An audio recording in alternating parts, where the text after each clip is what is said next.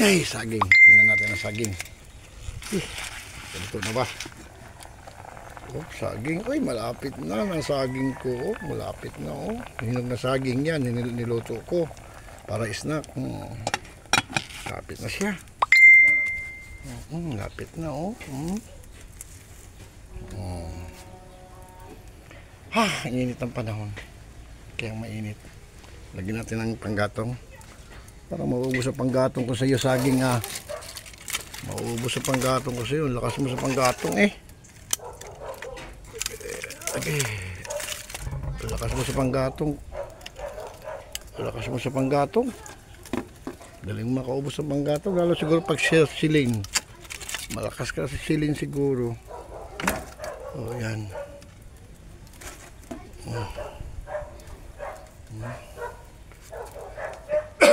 Init ng ng panahon. Siguro ito kanina, siguro abutin ko ng mga 40 degrees Celsius ang init ng paligid.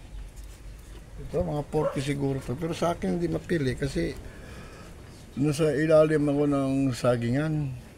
Saging. Ayan paano iinit sa akin? Lakas pa ng hangin dito sa location ko.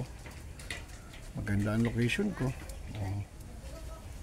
Dito sa inyo, mainit. Tingnan mo yung hangin, kumakaway ang hangin. Sa inyo, awan ko, kumakaway bang hangin sa inyo? Tingnan mo. Green na green pang, ang paligid ko. Ang saging ko. Nandito ako sa cottage ko, kubo ko.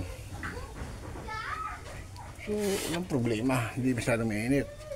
Kung sa pagluluto naman, ang lulutuin na lang problema. Ang dami kong kahoy. Ang dami kong kahoy. Problema, ang lulutuin eh. Kasi may kawali ako, may kaldero, para dirty kitchen.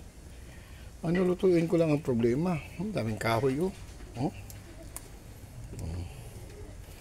saging ko malapit na ito. Ito yung snack ko ngayon. Saging na saba. Walang snack. Sariling produkto ko ito. Hindi na ako bumibili ng mga snack. Kasi mayroon akong tanim. Sarili kong tanim yan. Kung gusto kong minom ng ng buko, preskong buko, kukuha lang ko dyan. May buko ako. Ayan, maraming bunga ang buko ko. Lalo sa likod, marami yan.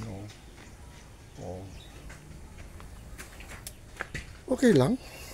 Ganda yung location ko.